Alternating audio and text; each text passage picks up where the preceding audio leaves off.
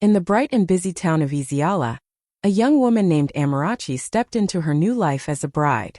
The wedding had been beautiful, filled with music, laughter, and the scent of fresh flowers. Everyone who saw Amarachi agreed that she was graceful, her smile warm, her movements elegant, and her heart full of kindness. She believed marriage would bring her closer to a family that would love her the way her own parents did.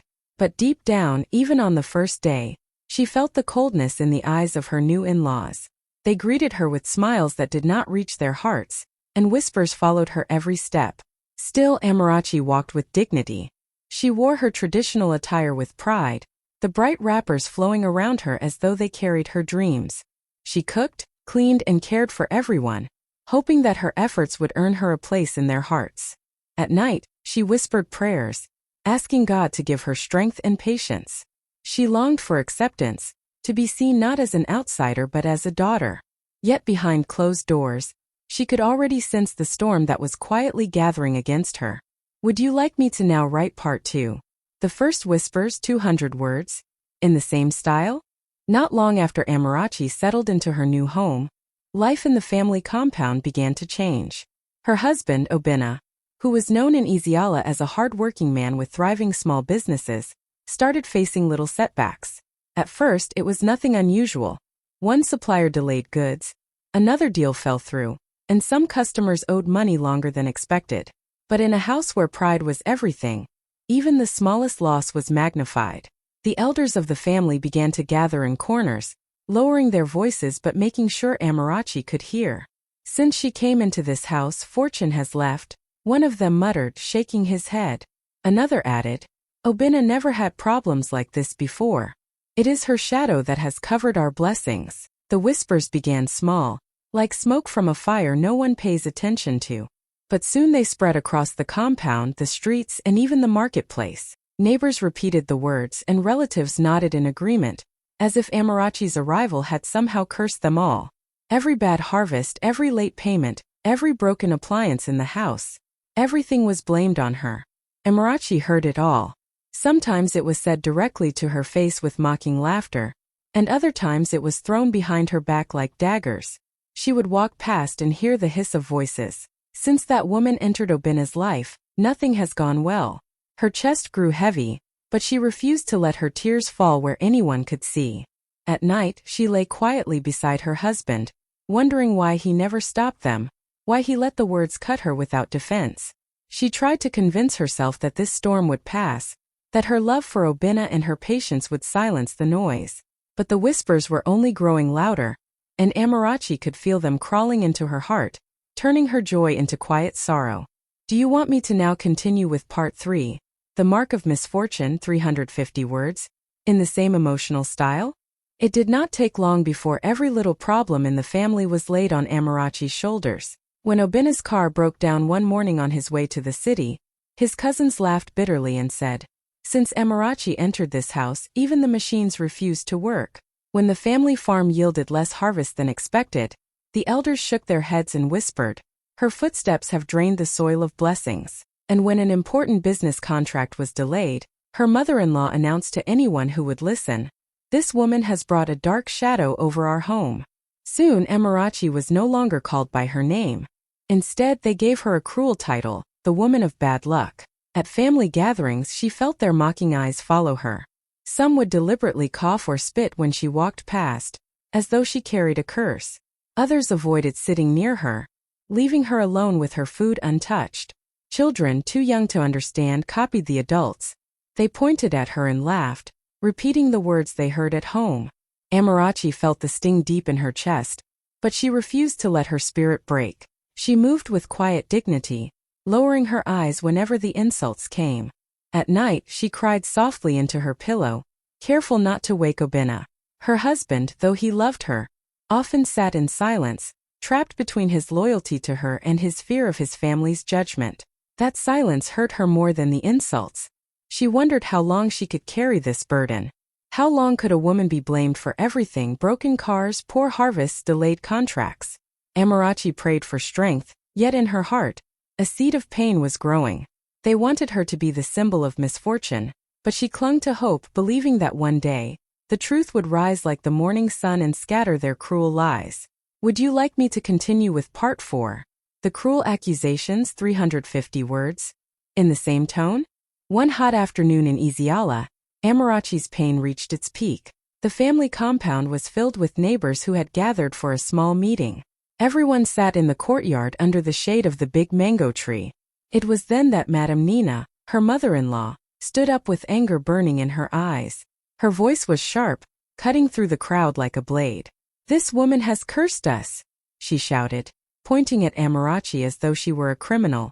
"Since the day she entered this family, nothing has gone well. Businesses are failing, our farm is empty, our home is falling apart. She is the reason we suffer." Gasps filled the air. Some neighbors shifted uncomfortably, but others nodded, their minds already poisoned by the constant whispers. A few even muttered, "It is true. That woman brought bad luck." The shame fell on Amarachi like a heavy cloak. She stood there, her heart pounding, her eyes filling with tears that she tried desperately to hold back. Her lips trembled, but not a single word left her mouth. Amarachi wanted to scream, to tell them she had done nothing wrong, that she had prayed for this family every single night. But her pride would not let her beg before them. She stood tall, even as her eyes glistened. Her silence carried more strength than 1,000 words.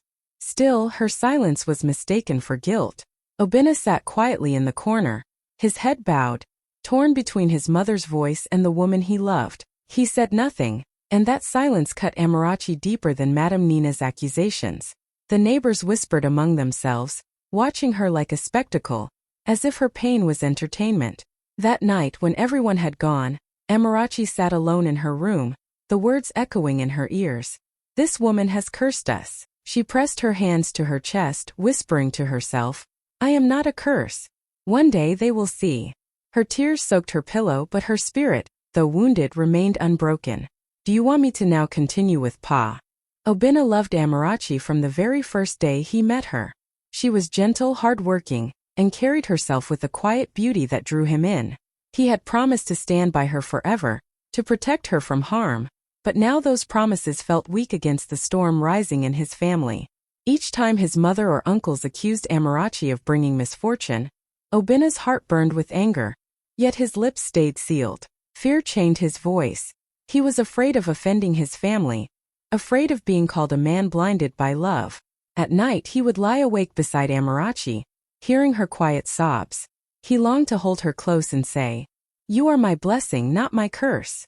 Sometimes he reached out to touch her hand in the dark, but when morning came, he returned to silence. Amarachi noticed. Every time she was mocked in the compound and Obinna kept his head down, she felt a wound deeper than any insult. His silence was like a knife twisting in her heart. There were moments when Obinna tried to speak. He would open his mouth during arguments, but his mother's sharp glare froze him in place. "You have chosen her over us?" Madam Nina would sneer, and Obinna would fall back into silence. Inside, he hated himself for it. He hated the weakness that kept him quiet, even as the woman he loved carried unbearable shame. Amarachi's eyes told him everything she could not say aloud. They pleaded, "Defend me.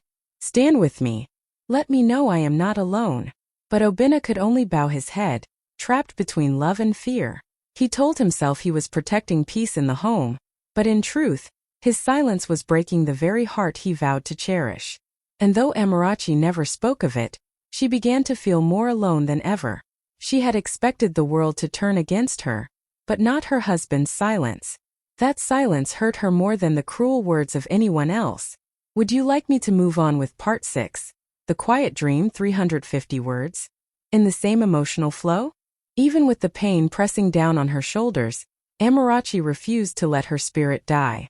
Every day, after finishing the house chores, she would sit by her small sewing machine in the corner of the room, stitching clothes for neighbors.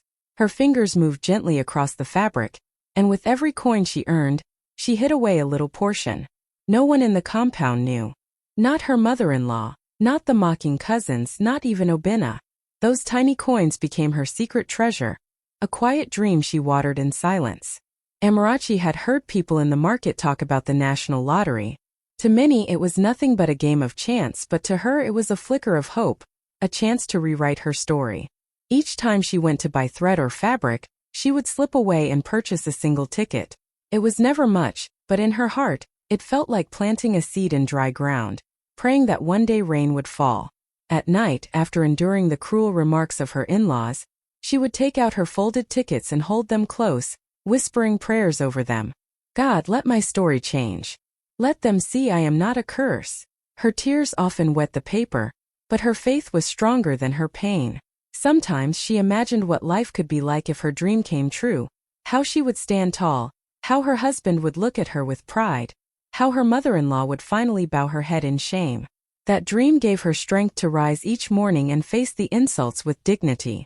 The others saw her as weak, as a woman beaten down by mockery, but they didn't know the quiet fire burning inside her. Amarachi was waiting for her moment, and though no one believed in her, she believed in herself, and in the God who sees the broken-hearted. Shall I go ahead and continue with Part 7? The Eve of Mockery, 350 words. In the same style? The night before the lottery draw was heavy with tension in Amarachi's heart. She sat quietly in the corner of the compound, her sewing finished for the day, her hands trembling as she slipped her folded lottery ticket into the pocket of her wrapper. The family sat around discussing the week's troubles. Another delay in Obina's work, a small quarrel with neighbors, and as always the blame turned toward her. Even your shadow brings misfortune, one of Obina's cousins said with a cruel laugh, pointing at her as though she were some cursed object. The others chuckled, their voices filled with venom. Madame Nina, her mother-in-law, added sharply, if only my son had married another woman, we would not be drowning in shame. Amarachi's chest tightened, but she said nothing. She lowered her eyes, hiding the storm of tears behind them. While they mocked, she gently placed her hand over her wrapper, feeling the small piece of paper hidden there. It was her only secret, her only escape, her only hope. As their laughter grew louder, Amarachi slipped away into her room. She lit a small lantern, sat on her mat, and brought out the ticket. The paper looked ordinary, but in her hands it felt like a lifeline. She pressed it to her chest and whispered, God, let this be the key that changes everything. Prove them wrong. Show them I am not their curse. Her voice shook, but her faith stood tall. She stayed awake long into the night, listening to the echoes of their laughter in the courtyard. Yet with every cruel word that reached her ears, her grip on the ticket tightened, and her prayer grew stronger. She was alone, but she was not defeated. The house slept, but Amarachi did not. In her heart, she knew the dawn would bring more than just a sunrise. It would bring answers. Tomorrow would either crush her dream or crown her dignity. Would you like me to continue with Part 8? The morning of the draw, 350 words. In the same powerful style? The morning sun rose gently over Iziala, painting the rooftops gold. It was the day of the lottery draw, and the whole town buzzed with excitement. In the marketplace, radios crackled, their voices carrying into every home and shop. Families gathered around to listen, some with hope, others simply for the thrill of it. In Obina's compound, the family sat outside under the mango tree. The old radio rested on a stool, its voice sharp and clear. Amarachi sat a little apart from the others, her wrapper tied neatly, her face calm but her heart racing. Hidden in her palm was the ticket she had kept so dearly, the one she had prayed over in the quiet of the night. The announcer's voice began to call the numbers. The first one was read, and Amarachi's eyes widened. It matched. She blinked, hardly believing it. The second number came, and again it matched. Her hands started to shake. By the third, she pressed her lips together, holding back a gasp. No, it cannot be, she whispered under her breath. One by one, the numbers rolled out. Each one landed perfectly on her ticket like pieces of a puzzle falling into place. The family laughed at jokes, paying little attention, but Amarachi's entire world was tilting. By the time the final number was announced, silence wrapped around her. Her chest heaved as she looked down at her ticket. Every single number was there. She had won. The grand prize was hers. The radio host's voice boomed. This week's grand winner is in Iziala. Neighbors nearby gasped, rushing closer to confirm. Who holds the ticket? Who is the lucky one? Slowly, Amarachi stood, her trembling hand lifting the paper into the sunlight. For a moment no one spoke. The woman they had mocked, the one they called cursed, was the very one holding fortune in her hand. The courtyard fell into stunned silence. Every mocking word, every insult, every whisper, suddenly shattered by the sound of victory written on a small piece of paper. Amarachi's eyes filled with tears. For a long moment, the compound stood in complete silence. The radio was still announcing the details of the grand prize, but no one in the family could hear it anymore. All eyes were fixed on Amarachi, who stood with the winning ticket raised in her trembling hand. The woman they had mocked, shamed, and called a curse was now the bearer of fortune greater than anything they had ever touched. Obina's cousins stared with their mouths open, unable to find words. The uncles who had once laughed at her lowered their heads, ashamed. Even the neighbors who had gathered began to murmur, their voices rising in shock. It is her. Amarachi won. The one they called bad luck has become the most blessed of all. Madame Nina's face went pale. Her lips moved but no words came out. Just the night before, she had mocked Amarachi, calling her a shadow of misfortune. Now the truth struck her like lightning. The very woman she despised was standing before everyone as the chosen one, carrying a prize that was worth more than all the family's failed harvests and collapsed businesses combined. Amarachi did not gloat. She did not laugh at their shame. She simply stood tall, her tears slipping down her cheeks, her heart pounding as if it would break her chest. She had no need for words. The ticket in her hand spoke louder than anything she could ever say. The air in the compound felt heavy, trembling with shame and disbelief. No one dared to call her cursed anymore. The same mouths that had spat insults were now sealed shut. The same eyes that had mocked her now looked at her with fear, awe, and regret. For the first time since entering that house, Amarachi felt the weight of her pain lifting. The silence of her in-laws was the sweetest music she had ever heard. And deep within her, a small voice whispered, God has answered. Do you want me to continue with part 10, The Husband's Tears, 350 words, in the same dramatic and emotional style? Obina could no longer hold back. The moment he saw the ticket in Amarachi's hand and heard the whispers of the neighbors rising in awe, his heart broke open. He rushed to her, pushing past his stunned relatives, and wrapped his arms tightly around her. Tears rolled freely down his cheeks, the kind of tears a man hides until his soul can no longer carry them. Amarachi, he whispered, his voice shaking, forgive me. Forgive me for keeping quiet when they mocked you. Forgive me for letting their words cut you while I stood in silence. His grip tightened as though he was afraid she would slip away. You were never bad luck. You were always my blessing. I was blind but now I see. Amarachi stood still in his embrace, her own tears spilling down her face. For months she had carried the pain of his silence, but hearing those words now melted something heavy in her heart. She rested her head against his chest, feeling his tears fall into her hair. Around them, the family and neighbors watched in silence. The same man who once bowed his head in fear was now crying openly, declaring before everyone that the woman they had despised was his treasure. His voice cracked as he continued. You prayed for me, you believed for me while I was too weak to defend you. You gave me love when all I gave you was silence. I do not deserve you, Amarachi, but I will spend my life making it right. The courtyard grew still. Even those who had called Amarachi cursed felt their hearts soften at the sight of Obina's tears. It was no longer just about the money or the lottery. It was about truth revealed, love restored, and dignity returned. Amarachi closed her eyes, whispering softly so only he could hear. I forgive you. Her words were gentle, but they carried the power of healing.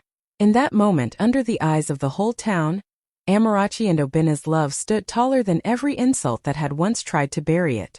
Do you want me to continue with part 11? The mother-in-law's Madame Nina had always carried herself with pride, her head lifted high as though no one in Iziala could question her authority. She was feared for her sharp tongue and respected for her position as the matriarch of the family. But that morning when she saw Amarachi holding the winning ticket, something inside her broke. The words she had shouted, the curses she had spoken, the shame she had poured on her daughter-in-law, all of it returned like arrows piercing her own chest. Her legs trembled as she tried to speak, but her voice cracked. Before the watching crowd, she sank to her knees, her wrapper gathering dust.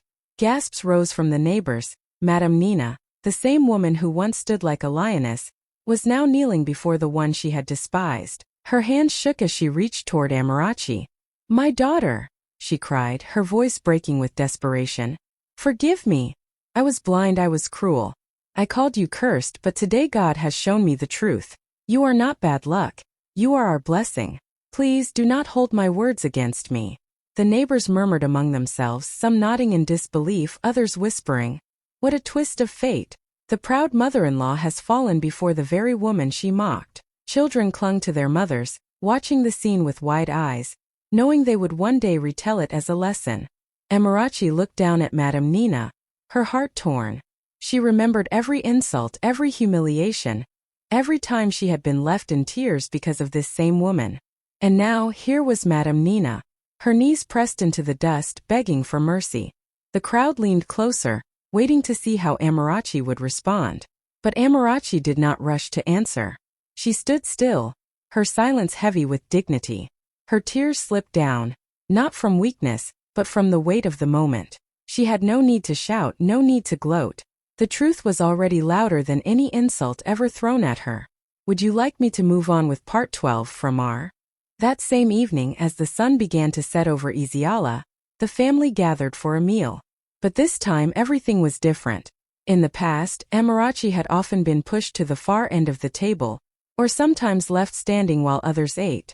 Many nights she had swallowed her food in silence, feeling the sting of rejection as laughter and conversations went on without her. But on this day, the very people who once turned their backs now pulled out the seat of honor and asked her to sit. She walked slowly to the table, her head lifted high, her heart steady. The colorful wrapper she wore caught the glow of the evening sun, making her look radiant, like a queen returning to her rightful throne. The same cousins who once mocked her now lowered their eyes in shame. Her uncles, who had called her cursed, shifted uncomfortably, unsure of how to meet her gaze. Even Madame Nina, still shaken from the morning's collapse, watched quietly, her pride swallowed by the truth. Amarachi sat down at the center, her posture calm, her face glowing with dignity. For the first time, plates of food were placed before her with respect, not obligation. Her husband sat beside her, his hand resting gently on hers, silently telling her, "This is where you belong." The neighbors who peeked through the compound gates whispered among themselves, "See how the tables have turned," one said softly. "Yesterday she was the outcast. Today she is the honor of the house." Children giggled with excitement, knowing they were witnessing a story that would live long after that day. Amarachi did not need to speak. Her silence was stronger than 1,000 speeches. She ate slowly, every bite tasting not just of food, but of justice, of prayers answered, of dignity restored. The same table that once reminded her of pain had now become the place of her honor. And in that moment Amarachi knew, no one could ever push her into the shadows again. Shall I continue with part 13? The town celebration 350 war. By the next morning, the whole of Iziala was alive with Amarachi's story. What had begun as whispers of mockery now turned into shouts of amazement. In the marketplace, women selling vegetables paused their work to talk about her. "Did you hear?" one said with pride. "The woman they called cursed is now the richest in their family." Another replied, shaking her head, "Never call a woman cursed, for she may carry your blessing." Children ran through the dusty streets, singing little songs they had made up about her. Their voices rang out like drums. "Amarachi! Amarachi!" She turned shame to glory. The rhythm of their song spread from one street to another until it became like music floating through the town. Even elders sitting under the palm trees nodded and said, "This is a lesson for every household. The stone you reject may one day become the pillar of your home." Neighbors who once avoided Amarachi now rushed to her compound, not with insults but with congratulations. Some carried baskets of fruits, others came with gifts, all eager to be associated with her new honor. The same mouths that once spit her name with mockery now spoke it with respect. Amarachi, however, received everyone with calm grace. She did not boast, she did not remind them of their cruelty. She simply smiled and greeted them kindly, her humility making her victory even more powerful. Many were moved to tears, saying, "Her patience is greater than gold." At night, the sound of drums rose in the distance. Youths danced in celebration, calling her name as though she had brought victory not only to her family but to the whole town. Iziala had found a new tale, one that would be told for generations. The tale of Amarachi, the woman once mocked as bad luck, who became the shining proof that no one's destiny lies in the hands of men, but in the hands of God. Shall I continue with part 14? A new beginning 350 words. In the same emotional, viral tone? Amarachi did not waste time with her new fortune. Instead of hiding it away, she used it to build something that would last. She opened a tailoring shop larger than any in Isiala, where young girls came to learn the skill she once used to survive. She started a small farm and hired men and women who had long struggled to feed their families. Soon, she built a grocery store in the center of town, where people from nearby villages came to buy what they needed. Everywhere her name was spoken, it was no longer with pity but with respect. The same family that once despised her now lived under the shade of her success. Her husband's brothers, who once mocked her at gatherings, now bowed their heads in shame as they walked through her shops, seeing how many lives she was helping. Madame Nina, her mother-in-law, could not speak without tears. She often told visitors, "This woman I called cursed is the very one feeding this household today." Obinna, her husband, stood proudly beside her. He no longer feared speaking up, for her strength had given him courage. He would often say to neighbors, "I was blind to her worth, but God opened my eyes before it was too late." The people of Isiala celebrated her not only for her wealth but for her heart. Amarachi treated the poor and rich the same, never looking down on anyone. She built benches under the mango trees for elders to sit in comfort, and she sponsored children's school fees quietly, without seeking praise. Her story became a shining light across towns nearby. Women whispered to each other, "Patience can turn ashes into gold." Men said, "Never judge too quickly, for the one you reject may hold the key to your tomorrow." Amarachi's life was no longer about fighting for acceptance. She had risen above rejection and pain. Now she was not just a wife or a daughter-in-law. She was a pillar of her community. Her new beginning was not only her victory, but the victory of everyone whose life was touched by her generosity. Do you? In the end, Amarachi's story became bigger than her own life. Across villages and towns, people spoke her name as if it carried wisdom.